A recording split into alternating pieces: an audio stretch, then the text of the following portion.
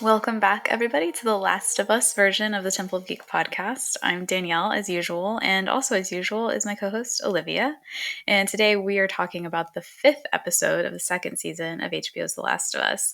As with all of our previous episodes, the first section will be spoiler-free for the games, and the second section, which we will very clearly state, will have spoilers for the games. So if you don't care about that, then you can watch the whole thing. If you do, then the first half is good for you. Let's get this started right away because this is a interesting episode. The title is Feel Her Love. And in a cold open, we learn alongside the WLF what can happen when an infection is allowed to evolve. It becomes airborne. After one of the leaders of the WLF learns about a recent development in their hospital holdout, we return to Ellie and Dina in their own holdout, where they're planning for their excursion to the hospital to find Nora. On their way, they encounter more casualties of the war between the Seraphites and the WLF, and Dina reveals more about her past to prove to Ellie that she's not just along for the ride, and she's not just an accessory to Ellie's revenge. Later, it's revealed that Jesse and Tommy have come to bring them back to Jackson when Jesse saves them from a few more stalkers than they expected. However, after a brutal encounter with the Seraphites where Dina takes an arrow to the thigh, Ellie, determined to finish what she came for, splits off from her friends to find Nora on her own. After chasing Nora through the hospital and down into the spore-infected levels, Ellie corners her, and the audience learns that Ellie already knew why Abby and her group targeted Joel. In the dark red light of revenge, we also learn that Ellie just doesn't care. In the last moments of the episode, after Ellie beats Nora with a metal bar, we switch to a more peaceful scene a few years in the past, when Joel is still alive and the smile on Ellie's face is what it used to be, instead of the mask we've clearly been seeing this entire time. All right, so let's get started. Again, spoiler-free section. Initial thoughts, Olivia. I liked this episode. Lots of changes from the game, and I know we were just talking about this, but sometimes it's hard to separate what happens in the game versus what happens in the show. But if I try and look at it from a non-gamer's perspective, I think it's a great episode. I think it's really exciting. There's a lot to uncover and learn. So yeah, I would say overall I enjoyed it. What about you? Yeah, I did too. And before we start recording this, Olivia and I always have just a little bit of a chat about what we thought to prepare going in. And we said the same thing, just like kind of wish that I could just scrub my mind of the game so that I could, experience this as someone who doesn't know this story. Because I do think that people who haven't played the game, this was probably a really, really interesting and tense episode. But for those of us who have played the game, it's probably it was different. And I don't say that in a bad way, because neither Olivia nor I are like every single change we hate and that makes us hate the show. But it is there's a knee-jerk reaction, I think, and it does take a little while to kind of sit with your thoughts and think about what that means for the rest of the story, I think. Yeah. But overall, I do think that it was a good episode in pushing forward the narrative, I think, and in showing Ellie that Ellie really has been wearing a mask this entire time, because the minute she's by herself, that completely everything about her care about Dina, how much she loves her, all of the like happy moments we've had so far slips. It's gone, and it's back to her tunnel vision on getting revenge for Joel. And I think that was needed after last week's episode, to see Ellie on her own, because we haven't so far, I think, which is interesting now that I think about it. In the game, by this point, we have seen Ellie by herself for quite a bit, but not in the show. And so I think it was important to show how different she is when she's by herself versus when she's with Dina. Yeah, absolutely. And it's, people online were obviously quite upset with last week's episode in regard to Ellie being overly happy and chipper and not the rage-focused Ellie that we see in the game. But I know the two of us never doubted that for a second. We just knew that it was going to be delayed when we saw that. But we knew that rageful Ellie was always there. And like from a narrative and character perspective, it makes way more sense for her to put a facade on in front of Dina, because like who wants to be around a significant other that's always super negative and full of anger all the time? And so, yeah, that rageful Ellie we know in the game, is still the true Ellie, and she's always been there in the show, and we just get glimpses of her when she's alone. And I think that will come into play later. And if you've played the game, then it probably makes sense why they might be, changing things a little bit and having it unfold in a different way. And I think from a audience perspective, it's much more interesting to see this character, like two sides to Ellie that we're seeing, but the undercurrent is her and her rage and her anger and her desire to kill Abby. And the last bit of this episode, I know we'll talk about it, was absolutely brutal. And as it was happening, obviously it was really disturbing to watch, but I was like, there she is. That's the Ellie that we know. And no, we didn't doubt for a second that she wasn't there, but it was nice in a weird way to see her in her ragefulness on screen. Yeah. And Bella Ramsey's so good at that. Yeah. I think there were hints at it earlier, probably in episode 3, I think, when she leaves the hospital, or the Jackson's hospital, and she walks away from the therapist, and you see that kind of mask slip on her face. And ever since then, like I said, she's not been alone. Yeah. And we've not really had a chance to see her in all of her actual anger. And because I don't think Ellie wants to be necessarily that angry. She doesn't want to. And so I think that when she's with Dina, it's not just for Dina's sake that she's trying to hide that anger and that need for vengeance. I think it's also for her. Like, she's maybe like, if I play this long enough, I'll finally believe it. And she just doesn't. She can't. And that's why I loved the scene in the theater, which we also get in the game, where Ellie finds guitar and she starts to play the first few lines of Future Days. And there's that moment, which obviously this is a connection to Joel, and she thinks like it's a soft moment for Ellie, but then she puts it down, and Dina comes in and tells her that she thinks she knows how to get to the hospital, and that determination is back. Yeah. She's upset. This happy, soft memory for her has made her, like, almost, it felt like it served as a reminder to her of what her revenge purpose is. Yeah, absolutely. Yeah. So let's talk a little bit about the spores. Mm-hmm. So in the game, from the first game, from part 1, spores are a part of this new future. And obviously in season 1, they decided not to have spores for logistical reasons, probably also expense reasons. and so they have introduced it here. And I thought it was really interesting that the introduction to this episode is not from the past. There's no like 5 years ago or whatever. This is a relatively recent development in that even Seattle didn't know about the spores until just now. So obviously this is an evolution of the cordyceps fungus that no one has seen before. What did you think about the introduction to the spores? I really liked it. I was a little confused at first. I was like, where are they going with this? I thought it was something else that happens in the game, which I don't want to spoil. And then when I realized it was the introduction of spores, I was like, oh, of course. And I think, as a game player, it's like, spores, makes sense. You walk through many areas where there's spores. But as someone who hasn't played the game and has no idea what a spore is, what it can do to someone, I thought it was a great introduction. And I'm really happy they put it in the immediate area that the episode takes place in, because it became an immediate threat.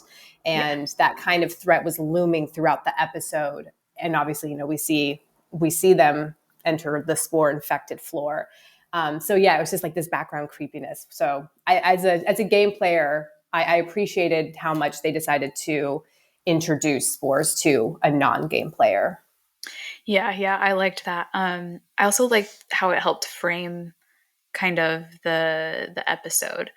So we start with the introduction of spores, and we end with, obviously, this is how Nora finds out that this is Ellie, like this is the girl from the hospital from Salt Lake City. And I don't know, this is really just has to do with storytelling beats, I think. But when Elise, the woman who discovered the spores, or her team discovered the spores in the hospital, she mentions, obviously it was on B1 and B2. B1 was clear, B2 wasn't. So he sealed off all of these. And then we actually see. And so they use that kind of like, remember we were talking about B2. And then when Nora falls in the elevator, you see B2. And it kind of like, that's for me would be like, if didn't know what was coming, if I hadn't played the game, then I imagine as someone who was just watching this episode, they'd see B2 and they'd be like, wait, don't go in there. What's going to Yep. happen? And so that's the kind of thing, like it helped me as a game player think about, if I didn't know what was coming, how tense would this moment be, really? Like, how insane would it feel to know that there's something in the air down there and what's going to happen next? Yeah. And I think also that, like, we know as game players that Ellie is immune to all of it. The spores don't affect her at all. That's how Joel really truly starts to believe that she is immune in the first game. And so I think that as someone who hasn't played the game, maybe probably would be like, is she actually like immune to that too? So I thought it was a great introduction to it, and I'm really happy kind of that this was a change, I think, from season 1 that paid off for this. Yes, I completely agree. I also really liked, because we know based on Nora's facial expressions, we know that she knows what's on B2 and how it's a dangerous place. And so she has this decision, face Ellie or face what's in B2. And she decides to go down B2. And I think going back to this rageful Ellie that we know, it just shows how scary Ellie is as a character. We think of her, I think of her as this little 14-year-old girl from the first season and the first game. And the Ellie now is terrifying. And this is just for people who haven't played the game, this is just the beginning of what we see Ellie do. And it was interesting to see that when Nora had to decide how she was going to go, what was going to be the worst thing to face, or what was the better option of the two, it was facing the spores and hopefully getting away from Ellie. So this shows how terrifying our little girl has become. I know. Sweet so baby sad. Ellie. Yeah. Let's talk about Ellie's rage for a minute in that scene, because as I said, I think that Bella Ramsey did an excellent job at showing just how terrifying Ellie is at that moment. And the whole scene, it wasn't so much for me the chase that showed how scary she was. It was she's discovering the spores. She doesn't care because she's immune. And when she walks up to Nora in that red light, and she is just thriving on Nora being in pain. Yeah. She is taking it, there's a smile on her face, a little, almost not full smile, but she is happy to see this person in pain. And Nora obviously expects Ellie to be affected by the spores, and she's not. And I want to especially touch on the fact that Nora tells Ellie that the surgeon was Abby's father. Ellie does not know in the game. Yeah. As far as we know anyway, that the surgeon was Abby's father. She knows that these people are from Salt Lake City and that they came after her because of what Joel did to save her. But as far as we know in the game, she doesn't know about Abby's connection, intimate connection, which is always such a tragedy of the game to me, that Ellie is unknowingly facing off against this person, the only other person who knows how she feels, which also is Abby is facing off against the only other person who knows how she feels. And that's just such it's just such a tragedy. And for the show to change that, I thought was interesting. What was your thought about it? I think it makes sense because I think because we know right away from the show, the very first scene that we see is Abby, and the rest of the Salt Lake City crew laying their, other fireflies to rest. And we know right away the mystery is not there anymore. So I think for Ellie to I think that the mystery to be prominent for Ellie doesn't really make as much sense or isn't as impactful as it was in the game, because they already decided for Abby to reveal that secret to us early on. But also anytime when I played the game, even though it's not explicit that Ellie knows or doesn't know about Abby's dad being the surgeon, I always kind of assumed that Ellie put 2 and 2 together because, again, like you were saying, this was the only person that could understand how Ellie felt and vice versa for Abby. And so I always viewed it as Ellie understanding Abby's perspective, not understanding, but like understanding that rage and understanding why she would want to take revenge. And why would she want to take revenge? It was because it was someone that she deeply loved and was most likely a parental figure. That was just something that I always thought playing the game, even though it's not explicitly said. So I wasn't bothered by this change. But were you bothered by it? What did you think? I thought at first I was kind of like, I don't know. But then the more that I thought about it, the more I kind of was like, one of the questions I always had with the game was, would anything change for Ellie if she knew? And I think the show answers that, and maybe that's what they wanted to do was take away that curiosity and be like, if she knew, she would do the exact same thing, which puts her on the same path as Joel at Salt Lake City. If he knew, all of these things, if he knew that he was going to take someone's father away, would he still do it? Yes. No question. And so I thought that was, I actually liked that because it shows Ellie's rage more, and it shows her need for vengeance, that she finds out that Joel took away someone else's father the way someone took away her father, and she doesn't care. Yeah. She can't bring herself to care. Yeah. And she makes that so explicitly clear in the show. She just like could not care less. Like, not that her humanity is gone in every regard, but in this regard, it kind of is. She has no remorse, no empathy for anything.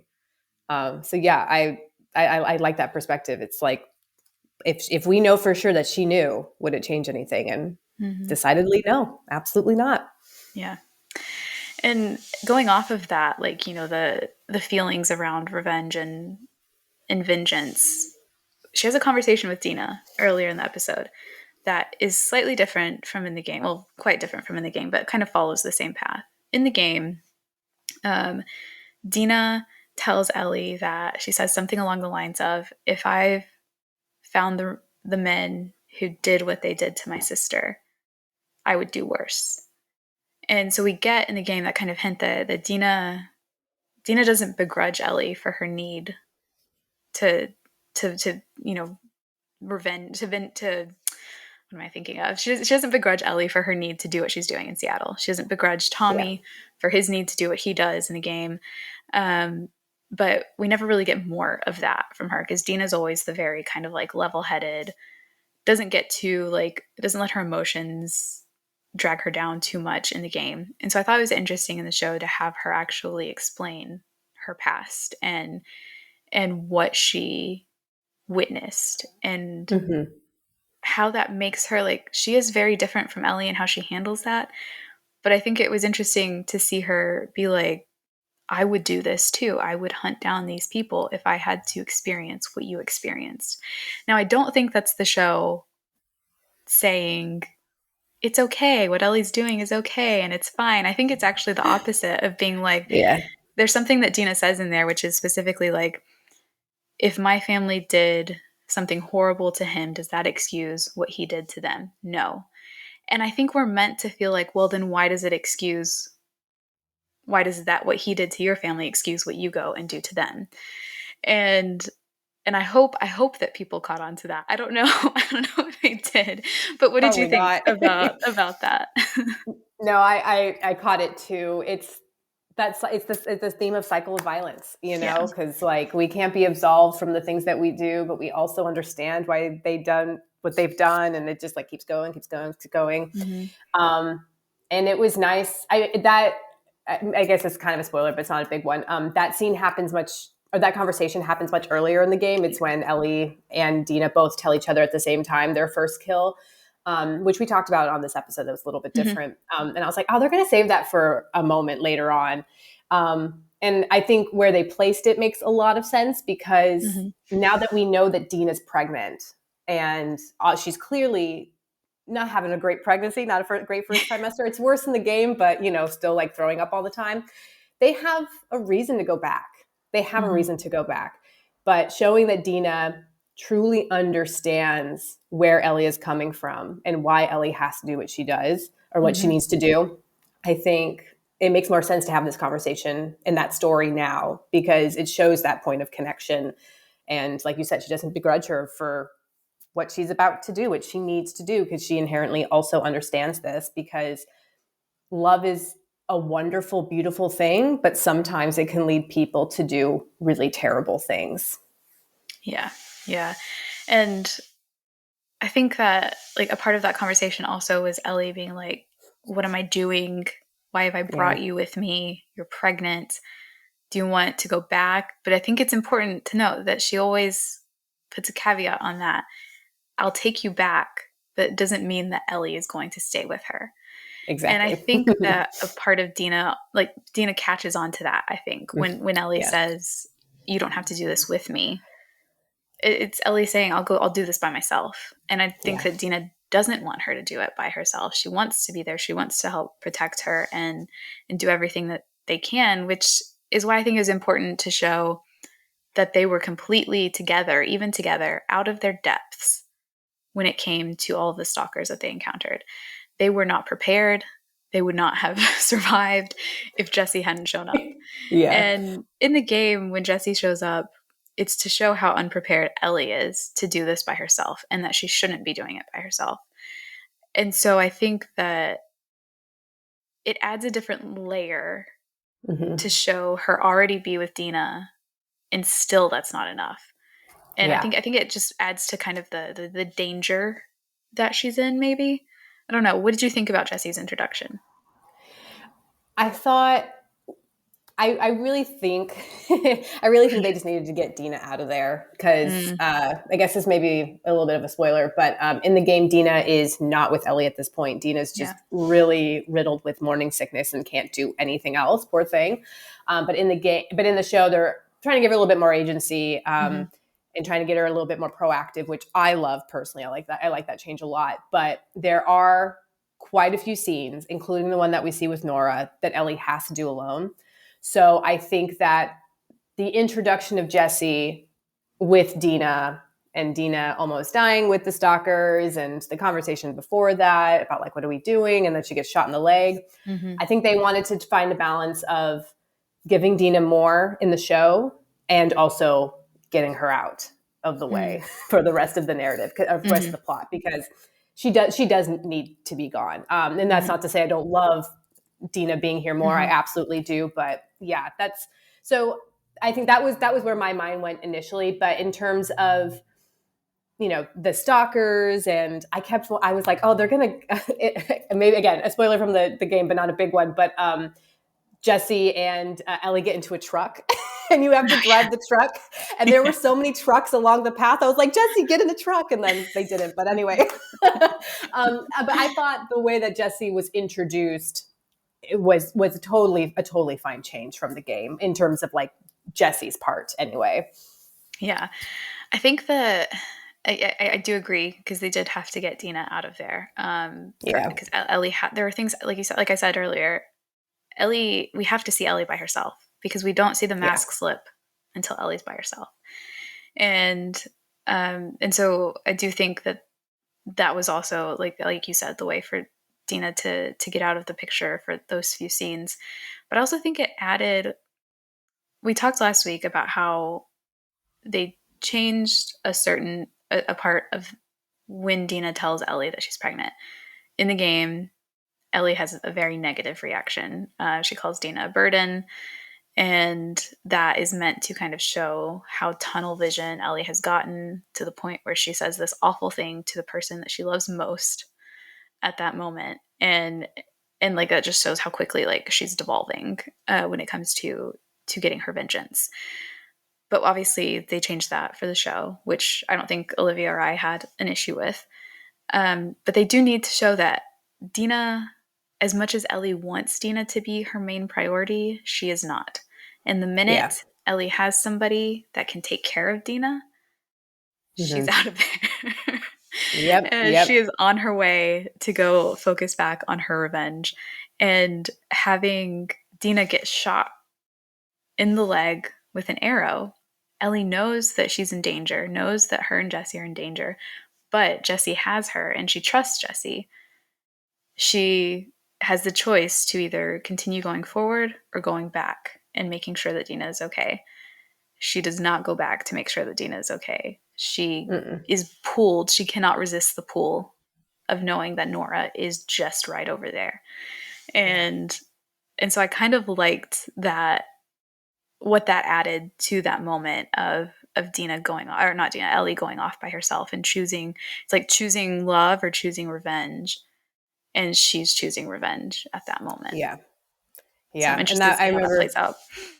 yeah. And I remember seeing people online being nervous that Ellie would choose Dina and, be overly kind and affectionate to Dina. Well, here's our answer. Yeah. That is such a fundamental thing to Ellie's character. If she's always going to choose revenge. And I think I missed this. But when they're in the park and they're trying to figure out what to do, does Ellie tell Jesse to go back to the theater, and does she say, "I'll see you there"? Or is there a moment where she says, I'll go back to the theater too after I distract these people, and then decidedly goes into the hospital to kill Nora?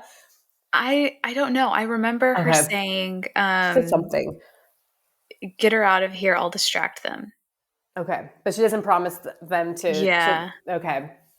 I don't I think think so. Anyway, I'll have okay. to rewatch Yeah. later I was today. like, I was like, because I was like, I wonder if she promised she'd go back and find them, and then just is like, no, I'm too close to the hospital. Because like you were saying, like she decides to go get her revenge. She decides not to go check in on Dina.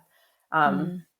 Because that is Ellie's main focus, and it always has been. And that's just something that they would not have changed from the game, because it's so intrinsic to her character and fundamental Mm-hmm. to the story. Is this Yeah, absolute need for revenge? yeah. She has to get to a point where she's just gone so far off the edge that Yeah, she doesn't even recognize herself. yeah. Yeah, Our poor girl. I know. Well, that leads me to the final moments of the episode, um, where Ellie is beating the beep out of Nora, Terrible. which we see Nora's, like, the effect of it in the show. We don't see the effect, like the products in the game, because we just see Ellie's face as she's doing it, and I think we see like blood hit her, but we don't see actually Nora. And so I thought it was interesting that we got to see Nora this time. But we go from Ellie beating Nora to Ellie waking up, presumably in the past. Yeah. In the bedroom, we see her enter briefly, or we see her look at briefly when she goes to Joel's house in episode 3. And Joel walks in and he says, "Hey, kiddo." And she said, which I'm going to get emotional with here. And she is smiling, a smile we haven't seen on her this season yet, because that has just been gone from her. I think we last saw that type of smile back in season 1. Yeah. And it's light, which is I love the contrast here between the dark red of that scene with Nora and the just natural light of this scene with Joel. So, what did you think of that transition? Oh, I loved it. And also, I was so ready for what they're most likely going to show. And then it ended. There were credits. I Yeah. was like, oh. So, also, you called this weeks ago. I think, like, during the first episode, you were like, oh, second last episode is going to have some moments from the game, because we'll Yeah. talk about it in the next section. But Yeah. absolutely, they're setting it up. I'm it was like this bittersweet thing of like seeing Joel's face again, Mm-hmm. seeing Ellie, and like you said, a genuine smile, Mm-hmm. and also just like knowing, because Joel is obviously dead. We know it's a flashback, so we know that like it's not her reality anymore, and that Yeah. happiness, that small moment of happiness that she genuinely felt, just isn't in the picture for her right now, and it's Mm-hmm. absolutely devastating. What do you think? Yeah, I really loved it. I think it really magnified the absence of Joel, Yeah. which these similar scenes, without getting into too much spoilers, also do in the game. Um, and I think it's interesting. Like, it feels like we haven't seen him in so long. But we Yeah. last saw him 2 episodes ago, like, or 3 episodes ago. We saw him in episode 2. That was the last time we saw him. This is episode 5. But it feels like years. A long time. Yeah. Yeah. And so I think that And just, like, it kind of speaks to how well I think they've done with showing that absence, more than yes. just in a physical sense, but in a emotional sense. And really, I think because we haven't gotten any happy moments between Ellie and Joel this Hmm. season, that maybe that like kind of magnified that as well. Everything we've seen Absolutely. between them has been so distant, so cold, so Yeah. frustrating that this small scene we got of them, it was like what, 10 seconds maybe, 15 seconds. It meant so much because we haven't seen them like that since season 1. So it has Yeah. been years since we've seen them like that. Well, literally, and it feels that way too. I'm watching the show with my mom, and as soon as he showed up on screen, she literally gasped in like the Oh. most sincere sense. It was the cutest thing. So like that's the thing. Like anytime I get frustrated with the show because it's not following the game verbatim, I just like I look at my mom and who again has never played the game. She knows nothing about the story except what she's seen on screen, and just how much she loves this, and Mhm. how much the moments are still having the same impact that they do in the game, even if they happen a little bit differently. Like the emotional story is still there, right? And Yeah. it's still impacting the person who's experiencing the story in the same way. So I know that's how we started this episode of like, it's hard sometimes as a game player, but if Mhm. you can just kind of like take that out of your brain for a second and think about it just from the show's perspective. Like people who've never played the game, like my mom, absolutely love it. And seeing Joel on screen, because she had no idea there was going to be a flashback. She was like, I'm never going to see Joel again. And I'm absolutely devastated. So for him to just show up for 10 seconds, she was so happy. And I know she's very excited for next week. And I know we are Yeah. too. So yeah, No. it was such a lovely way to end the episode. Yeah. Yeah. And I think it's a lovely way to end the first part of this Perfect. episode, of our own episode. Spoiler free section is now over. So if you don't want to be spoiled for what's to come potentially and what else happens in the game, then please leave. And please come watch us next week too when we talk about episode 6, because we will be in the same room. Yes, in person. Yeah. It's going to be very exciting. I'm very excited for Yes. this, especially because of what I think the episode's going to be. So, It's going to be amazing. all right. All right. Spoiler section. Okay. So, we talked before this that this episode, well, it's not that we didn't like it. We both liked it. Yeah. But I think some of the just like the domino effect is what you had mentioned of the changes is felt more in this episode, I think. Yes. Yeah. Yeah. What Which were is your kind of like difficult. biggest hangups, I guess? Maybe not issues, but hangups. Hang-ups. Oh, I don't want to be mean because there are a few. But again, it doesn't mean that I don't like it doesn't mean I don't like the show or the episode. But I will say this was a really small moment, and we talked about this like right before we started recording. But it was when Jesse is with Dina and Ellie, Hmm. and Jesse tells Ellie that he's with Tommy. Tommy came with, but Hmm. they split ways. And then Jesse says, just for a second, he says, we're gonna find Tommy. All of us are gonna be together again, and then we're going home. And I was like, wait a Hmm. second. Tommy would never want to go home. And I was like, oh wait, but this Tommy would. This Tommy Yeah. is here for Ellie, to protect Ellie, because he has a responsibility to her and a responsibility to Joel. He is not here for vengeance like he is in the game. Yeah. That doesn't mean like the same events won't unfold with Tommy. It doesn't mean like, he won't wreak some havoc or anything like that, because I'm sure that we will see him do those things, but the reason for it is different. And Hmm. that is I mean, I like the changes with Tommy because I think it makes his character more interesting, more dynamic.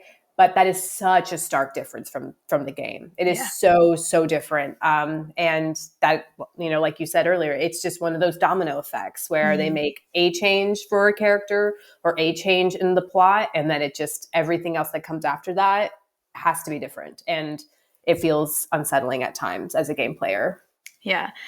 And I think I did some videos about this on TikTok, that because I even though I don't mind the changes, and I'm actually really loving this season, I do feel more of that like knee jerk reaction for this season than I did for season one. And I think that, Mm.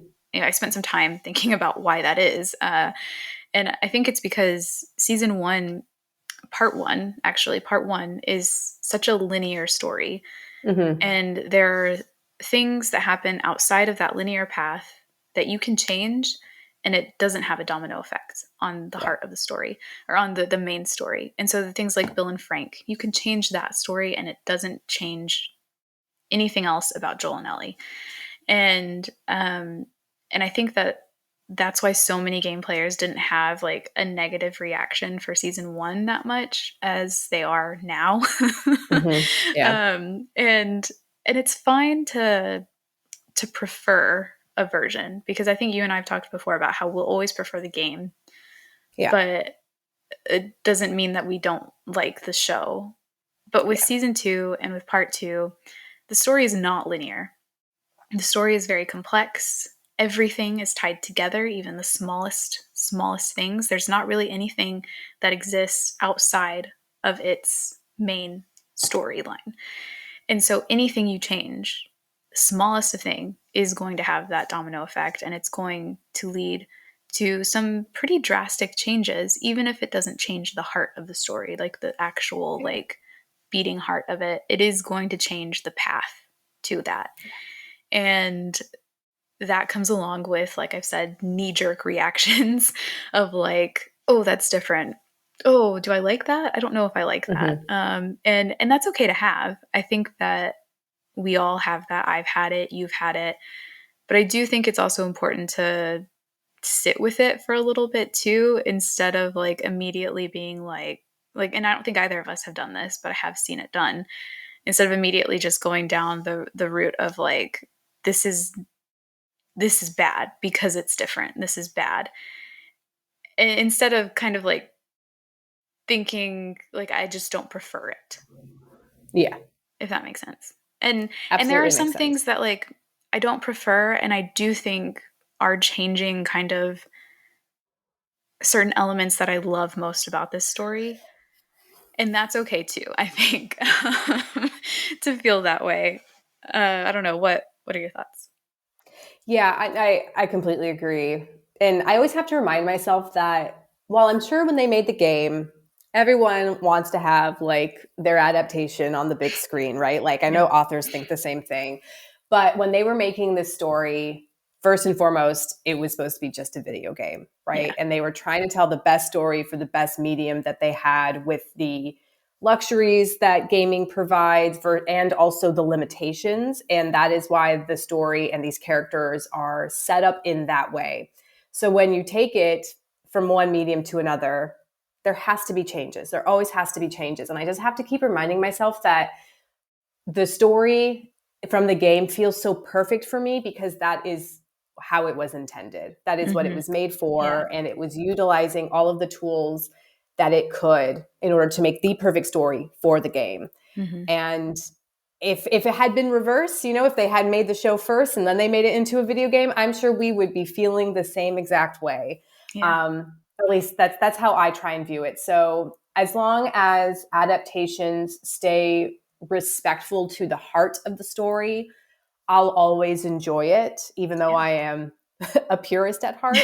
And um, I agree with you. There are some changes that I'm like, I'm not so sure. But as a whole, I think that the changes make sense for this show. But Yeah. like you said earlier, like I will always prefer the game Hmm. because it's perfect, because it was made for the game. I Yeah. hope that makes sense. No, it does. Like you're creating, like you said, you're creating this for this medium, and you have to take away the expectation that it's going to be Yeah. eventually in a different medium, because then that would lessen what you create for that. Yeah. You can't make something from the get-go that's going to be perfectly adaptable across all mediums. It's just not Yeah. possible. Mm-mm. But yeah, my hang up this episode is something even smaller than yours, but Oh. it's because now that I'm thinking of like domino effects, not just for what has to change after this, but for what changes in what's going on in the audience's mind. And that is the fact that in the game, when Ellie finds Nora, she overhears a conversation first that happens between two WLF members and Nora about Abby. Mm-hmm. Yeah. And so Ellie knows that Abby was in the hospital. Literally, like, and we find out later, obviously, that Abby is in the hospital pretty much at the same time Yeah. as as Ellie. They just completely miss each other. Um, and and that is one of the things I love so much about the game, is that after you finish, you realize all these things. You're like, oh, she was there, and you get hints of it. You get hints of it, and I think that's so important to keeping Abby in the back of your mind, Mm-hmm. not just through the lens of Ellie, but through the fact that she is out there doing something right now. And I worry that right now, again, I'll have to talk to people who haven't played the game. I worry that right now people are not thinking about Abby and what she's doing. Yes. And that is very important, I think, to then getting to the point where you change your mind, because there's so many instances in the game. I'm sorry, I'm talking forever about this, but there's so many instances in the game where you're like, you have a perspective of what you hear about Abby and what you think. Like I'm thinking, since this is a spoiler section, I'm thinking when Ellie goes to the aquarium and she walks into the room where we later know that Mel did surgery on Yara to save her life. And Ellie sees this surgical material and all of these things, and she's like, what happened here? And in your mind, you're like, oh my God, these monsters, what have they done? And Yeah. then you play as Abby and you realize that it was them trying to save someone. And there are these people that you as a player come to care about greatly. And I worry that because with Nora, we didn't get that, like, what's Abby doing right now? What's Abby doing right now? That's going to have audience members have a different perspective, I think. Yeah. That's a really good point. And I now that we have 2 episodes left, I really think that Abby's not going to show up till next season, and next Mm. season's going to be only focusing on Abby's story. And with the time between the 2 seasons, and also what you're saying in terms of like Abby not really being in the background of, people's thoughts of like, well, where is she? What is she doing? What's going on? Mm-hmm. I think could really negatively impact the way that audiences are able to connect with Abby, because it's already pretty hard to connect with her. I know not for us. We love Abby, but like I have a close friend who has played the game many times, and his perspective on Abby has never changed. He cannot Yeah. stand her. And even after playing the character in the game, there are still folks who still don't like her. Mm-hmm. So it's already a hard task. And I think that these small changes that they're doing, and then also just the way that, shows are set up and release Mm-hmm. schedules are set up. Yeah, it just makes me a little nervous that our audience is even thinking about her, or is it Mm-hmm. they are just already like, she's the villain. And I just like that's the only thing that I can think about this character. But who Yeah. knows, maybe when she shows up again, they'll be able to change people's minds. But I agree. I think those small moments are really, really weave together a wonderful way that both sides of the story connect. And Yeah. and as a game player, you can kind of feel the absence of it a bit. Yeah. I think it really banks on how they end the season, like what scene Yeah. they choose to end on, because obviously you're going to need a reminder of Abby. So I do think we're going to see Abby again. I think we're going to see her Mm. at the very end Yeah. of this season. And so I hope that maybe just because they don't have that part with Nora where Ellie overhears what Abby's been up to, that maybe we'll get a little bit more of that in the last episode to make up for it. But I am worried about the time gap because I had hope. I had hoped that maybe they would start filming season 3 this year and we could get a Yeah. 2026 release. But in an interview with Isabella Merced, she hinted that they probably wouldn't start filming until 2026, which means a 2027 Wow. release. And I am trying not to let that upset me because I Yeah. understand that they only got the season 3 greenlit like a month ago, Yeah. and actors already have their schedules for this year booked. So I get it, but also 2 years to sit with hatred and anger at Abby is a very, very long time. Yeah. It And I is. worry they're going to have to do a lot of work to make up for that. And I don't know. I just don't know if that's possible. Well, I have a question for you. Yeah. Do you think that the immediacy of having to play Abby in the game Mm-hmm. is the driving force to connecting with her? Or do you think what happens in her story is strong enough, character and Mm, plot wise, to be able to connect with her? Or do you think that's it's maybe a true. mixture of both? Because like if they're because I know we both have the same concerns Yeah. about not having the season happen right away, Mm-hmm. but if her story is strong enough, Yeah. right? And obviously we know that the actors and whoever they cast as Lev and Yara, I'm sure will be incredible too, like Yeah. are strong enough actors to carry the story, but is the story enough to be able to sympathize and have empathy for Abby? I think the story is enough. I Yeah. think that the immediacy helped me push through Yes. Yeah. the initial discomfort of Yep. I playing agree. as her. Yeah. Because the fact that it happens so quickly or just so jarringly Hmm. um, was like, and I guess the way it happens, and I guess they could do this. They could start with Abby finding them, or they could end in the season with Abby finding them at the theater. And there's going to be a showdown, but you don't get it. And so then, if you want to see the showdown, you have to Yeah. watch season 3 Yeah. to get to that because that's part of the game. Because I was just thinking, what helped me push through is the fact that you see Abby has just killed Jesse. She's about to kill Tommy, maybe Ellie, maybe Dina, and you don't get to see that unless you play through her part, which Yeah. I'd never really thought before about how effective that is as a game playing mechanic of like, you want to get to that fight, you have to play as Abby first. Like, and That's so your reward. I could see them being like, oh, you want to get to that fight, you have to watch Abby's version of these 3 days first. Yeah. Oh, that's a So good point. Yeah, that's a good okay, hook for sure. I've Yeah. talked myself into this now. Like, all right. Yeah, Congratulations, because everyone. You've seen how my brain works in real time. but it is a concerning thing because Yeah. like I mean I had the same reaction. Yeah. As soon as I was like I wanted to know who was gonna die in that moment in the lobby of the theater, and then all of a sudden you're like, oh, you have to play as Abby, Seattle, day one. I threw down the controller and I was Yeah. like, I don't want to do this. And I Yeah. was like, but I want to know how this ends. And so then Yeah. after like a snack break, I went back and then played.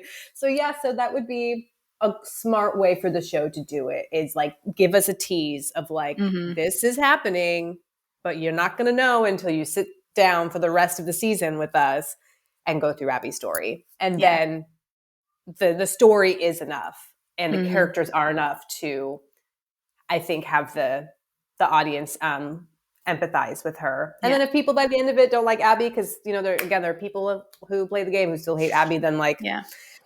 I don't know. I just sometimes I'm like, did you pay attention to the theme? Did I you know. understand the message? Did you I not know. care? I don't know.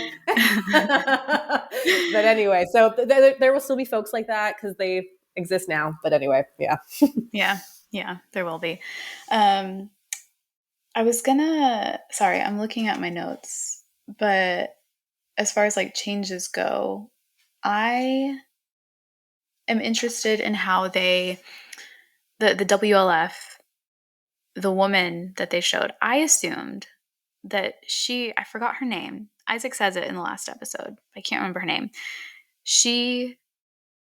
I assumed that she was the leader of the WLF, and then something happened and Isaac took over from her. But as I Hmm. said at the beginning, this isn't a time jump. There's not, like, this isn't in the past. She's alive now. And I want to know what her impact in the story is going to be, if at all. Because that's the woman we see approach Isaac at the beginning of episode Hmm. 4, right? During the Yeah. flashback. Yeah, I thought about that too. And I think it's interesting that when we first see her in last week's episode, and all of the members of, I guess we can assume they are the WLF or will become the Hmm. WLF, are in civilian clothes. They're not like Yeah. in military get up yet. So I don't know, maybe she wasn't the leader, or maybe like, she was a leader in the sense, but not in the way that Isaac is, in terms of like actually like organizing and becoming a Hmm. militant group. Yeah. But yeah, that I was like, oh, her face looks familiar. And yeah, I'd be interested to know what her story is and if we'll get more about her and maybe like the start of the WLF, like how they Yeah. actually started. Yeah.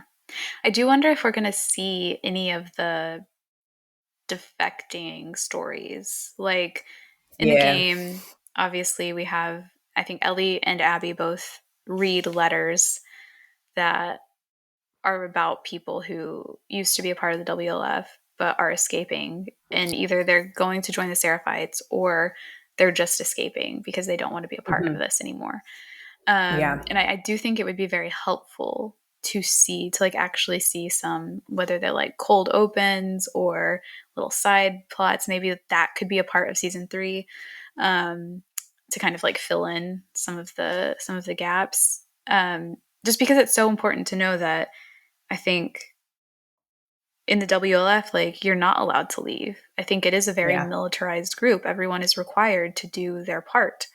And if you want to leave, sorry, like Tough luck. that's not an option. And I do think it's Mm-mm. important to show that, maybe alongside what we know about like Lev and why Lev is leaving, why Lev and Yara Yeah. have to leave the Seraphites. And to show, I think, make it more of like, it's not just, this is happening on both of these ends. Yeah. What the Seraphites have, I think, that the WLF doesn't, is something that Lev tells Abby, is that the leader of the Seraphites, it's alluded to that if the leader of the Seraphites was still alive, the Seraphites would be much, much better than what we maybe see, and that she was more accepting, and that the Seraphites were more accepting when she was alive versus when she died.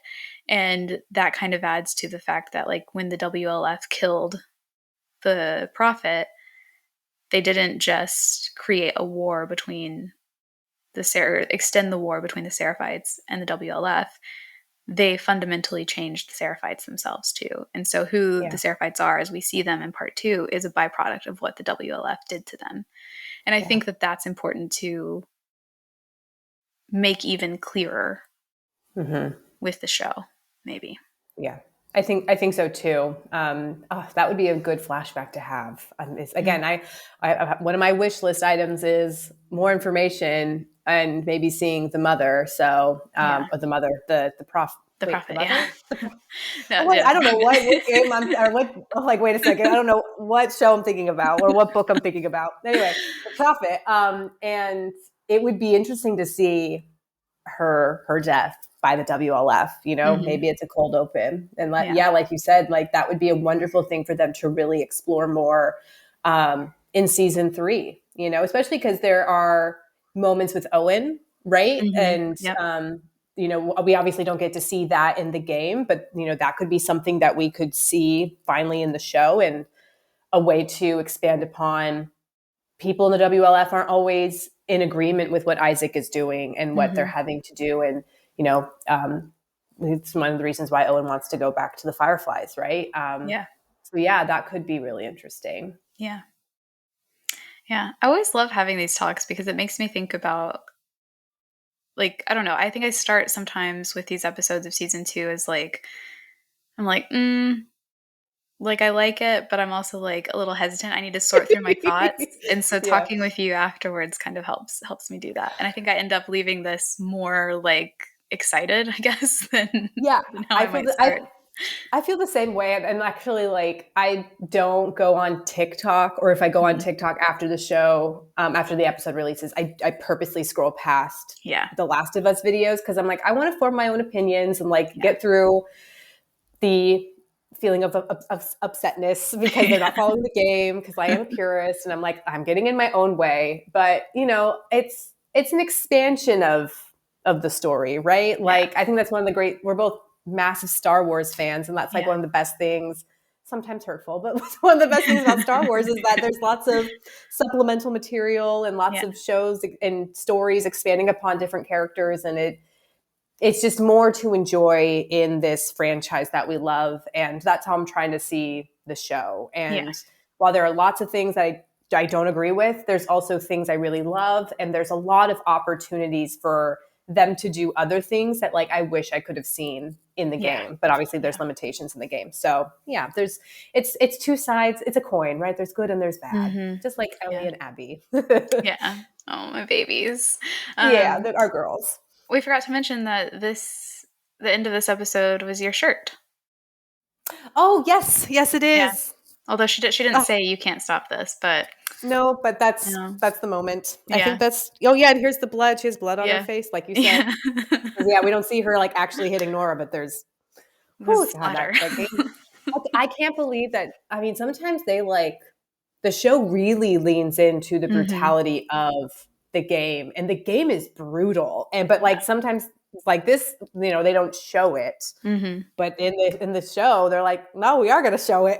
And I Yeah. was like, wow, they went there, and it wasn't just once, it was twice. And oh man, Do you think Whew. that just, like, really quickly, do you think that makes up for or they do that to make up for the fact that obviously in the game you're more infallible than you are in reality, and so then they can Yeah, show on a show, and so because we don't see Ellie's, like, going through stealth mode, the entire time because it wouldn't make sense to show her being able to fight all of these people, and you can yeah, bypass them in the game if you're skillful enough. yeah. Um, but do you think that, like, showing kind of that brutality is needed for Ellie to show where she's at because we don't see her as ruthless, maybe, as she's, like, going across the WLF and the Seraphites as we get to see her kind of in the game? Yeah, I think so. And what's interesting for me is when I played as Ellie, that was not when the brutalness of the game really struck me. It was actually when Mhm. I was playing as Abby, Mm. especially when she fights. Oh, Yeah, yeah. there's two main Seraphites that she has to like really go at, and that was like, wow, this is really intense. So I never thought about that with Ellie for Mhm. whatever reason, and I think it's because I'm not great at stealth, and so I kind of just kill everything in sight. When I get really nervous, I just like charge ahead. But obviously, that's like not interesting television, and they have to have her, do her stealth mode. And so, yeah, I actually think that showing the brutality of her, especially at this moment, is like necessary, especially to show those who maybe doubted that she wasn't as angry as Mhm. she is supposed to be. It's like, no, she is, and more than what Yeah. you thought. Because, like, I mean, she Mhm. tortures Nora, like, Yeah. could have just left her to like be consumed by the spores, could have shot her, but no, she tortures her. And I think that Mhm. is absolutely intentional for Yeah. sure. Yeah. Our poor girl. I know. So Poor angry. Ellie. I just wanna hug Yeah. her.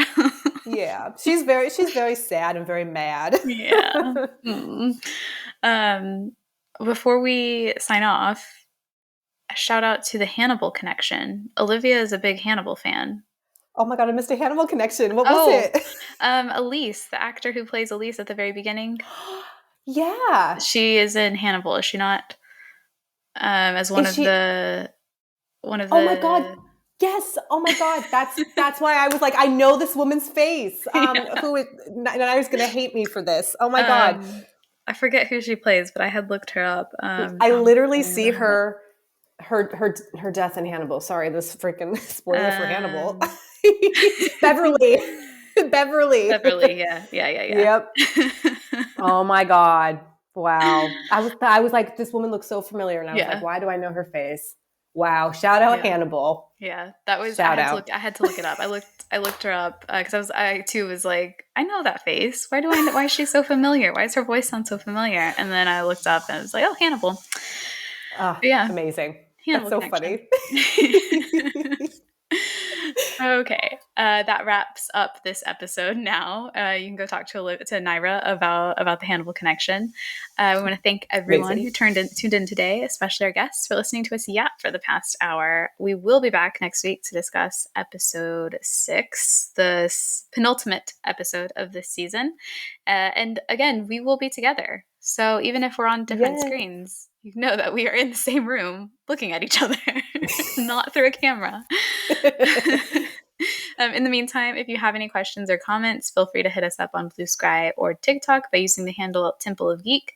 And if you want to check out mine and Olivia's separate content, you can find me at Written in the Star Wars on TikTok, Danny S394 on Twitter/X, and Written in the SW on Blue Sky and Instagram. Olivia? You can find me on TikTok and Instagram at Olivia Lupe Marie. Excellent. And in the meantime, we hope you'll join us next week. Until then, always remember that if you're lost in the darkness, you just gotta look for the light, but hopefully it's not a red light of revenge. Nope. Bye.